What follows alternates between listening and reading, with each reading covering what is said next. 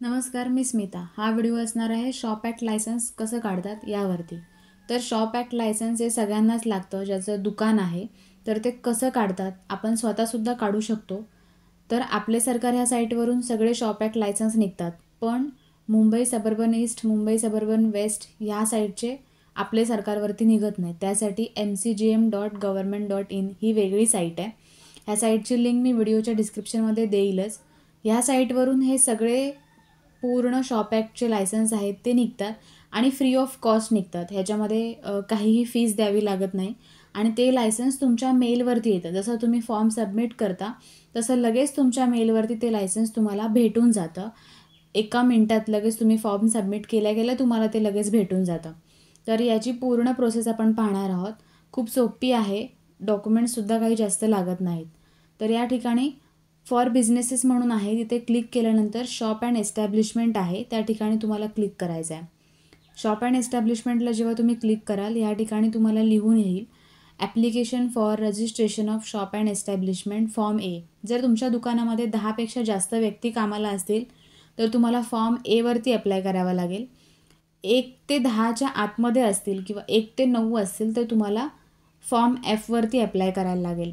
जर एखादाच माणूस असेल किंवा तुम्ही एकटेच असाल तुमच्या दुकानामध्ये तरी तुम्हाला फॉर्म एफ ह्याच्यावरती अप्लाय करायला लागेल. अप्लाय हेअरवरती क्लिक केल्यानंतर तुम्हाला असा फॉर्म दिसेल. New business application number generated. जर तुमचा ऑलरेडी असेल तर तो येस करावा लागेल, पण आपण पहिल्यांदाच काढतो आहे म्हणून आपल्याला इथे येस न करता नो करावं लागणार आहे. नोवरती क्लिक केल्यानंतर कंटिन्यूवरती क्लिक करून घ्यायचं आहे. या ठिकाणी तुम्हाला फॉर्म येईल. फॉर्म आपण थोडक्यात कसा भरायचं ते बघून घेऊया. नेम ऑफ एस्टॅब्लिशमेंट, तुमच्या दुकानाचं नाव, त्याच्यानंतर पूर्वीचा विभाग इथे लिहायला येईल, पण तुम्हाला हे चारही कॉलममध्ये काहीच लिहायचं नाही कारण आपण पहिल्यांदा रजिस्ट्रेशन करतो आहे. नंतर तुमच्या दुकानाचा संपूर्ण पत्ता तुम्हाला सगळा पिनकोडसहित व्यवस्थित लिहून घ्यायचा आहे.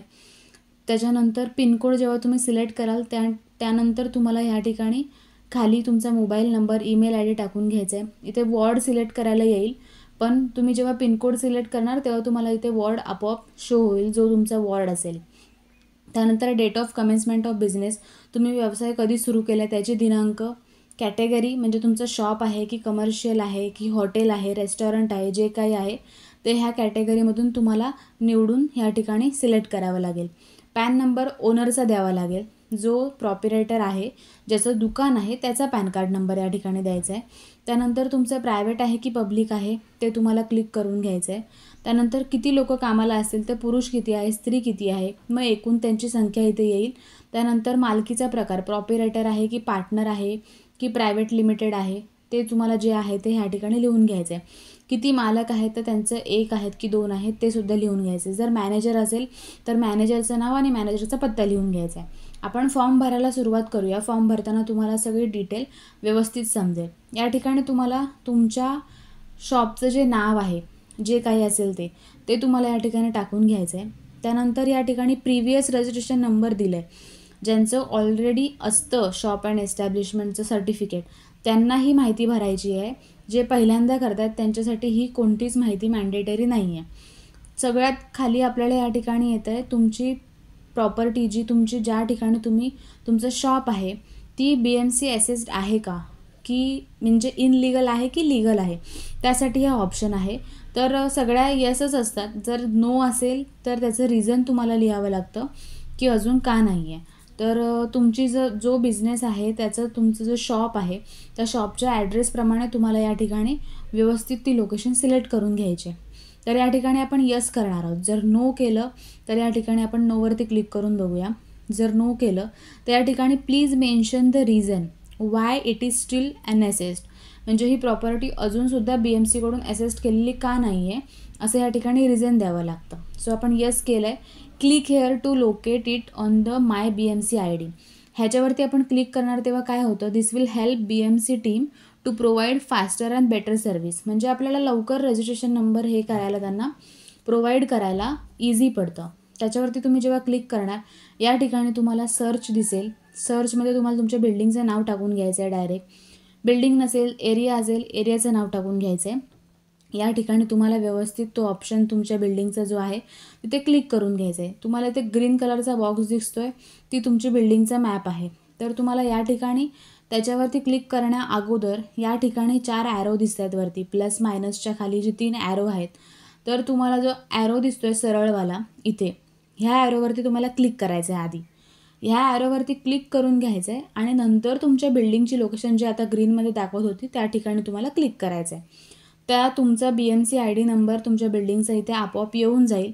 आल्यानंतर तुम्हाला सिलेक्ट या बटनावरती क्लिक करून सबमिट करायचं आहे. तर या ठिकाणी आपण सिलेक्टवरती क्लिक करून घेणार आहोत. या ठिकाणी तुमचा BMC ID नंबर आहे जो बिल्डिंगचा, तो आपोआप या ठिकाणी फॉर्ममध्ये येऊन जाईल. नंतर तुम्हाला या ठिकाणी खाली तुमचा पत्ता लिहायचा आहे. पूर्णपणे तुमचा व्यवस्थित पत्ता लिहून घ्यायचा आहे. हाऊस नंबर वगैरे सगळं जे आहे ते सगळं लिहून घ्यायचं आहे. त्यानंतर इथे तुम्हाला बिल्डिंगचा पूर्णपणे त्यांचा जो टॅक्स नंबर वगैरे जो आहे तो सगळा येतो. म्हणजे तुम्हाला नंतर रजिस्ट्रेशन नंबर देताना तुमचा ॲड्रेस लोकेशन करताना काहीही प्रॉब्लेम येत नाही. या ठिकाणी तुम्हाला तुमचा पत्ता भरून घ्यायचा आहे. पोस्टल ॲड्रेस म्हणजे तुमचा पत्ता. तुमचा सगळा पत्ता भरून झाल्यानंतर या ठिकाणी वॉर्ड लिहून घ्यायचा आहे.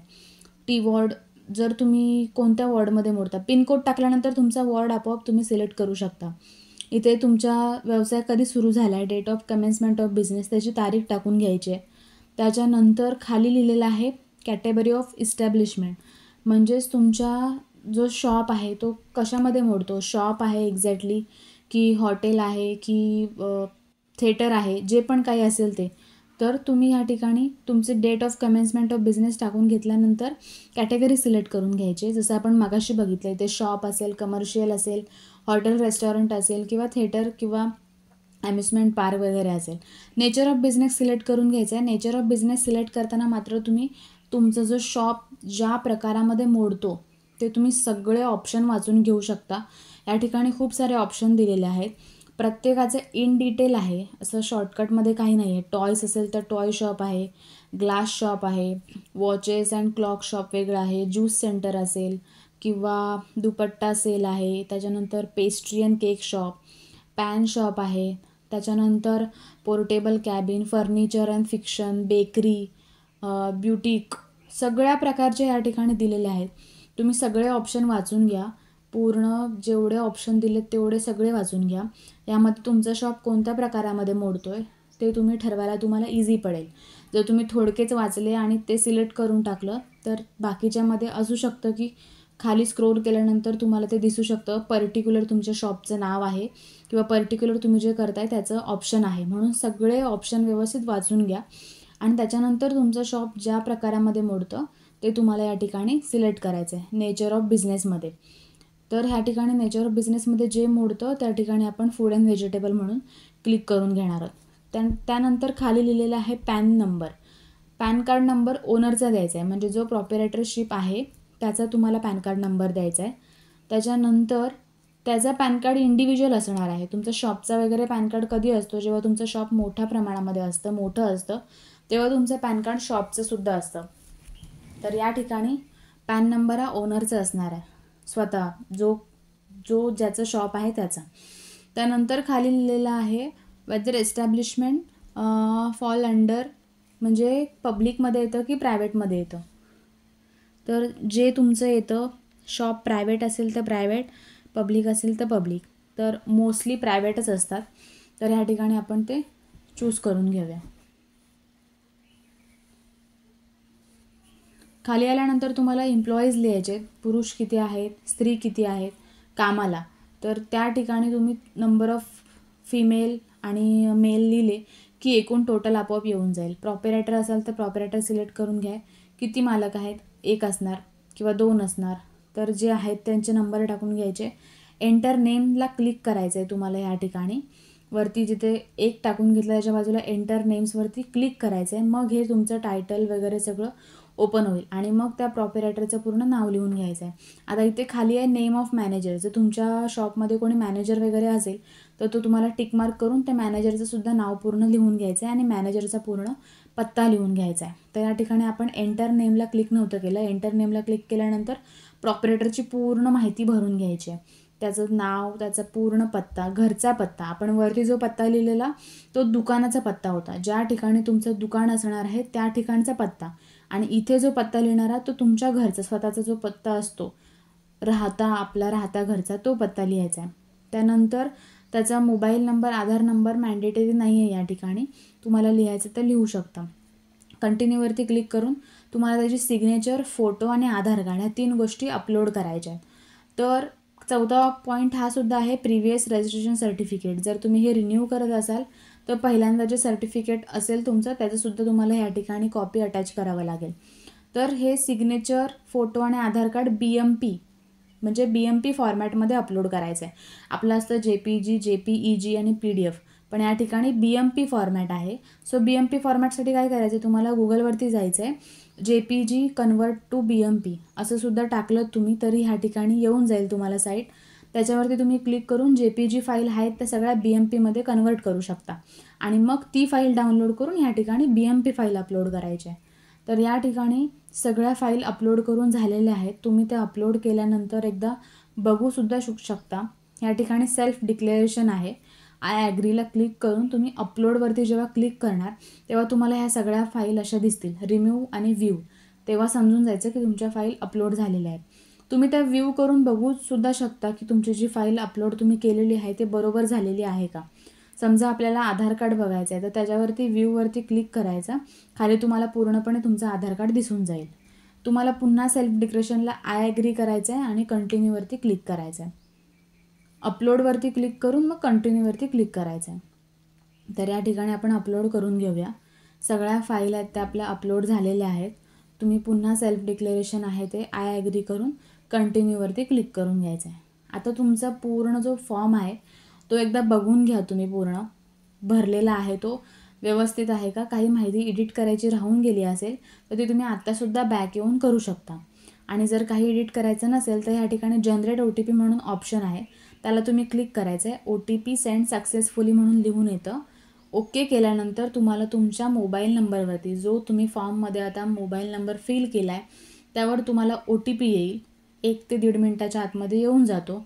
तो OTP तुम्हाला इथे एंटर करून फॉर्म सबमिट करून टाकायचा आहे.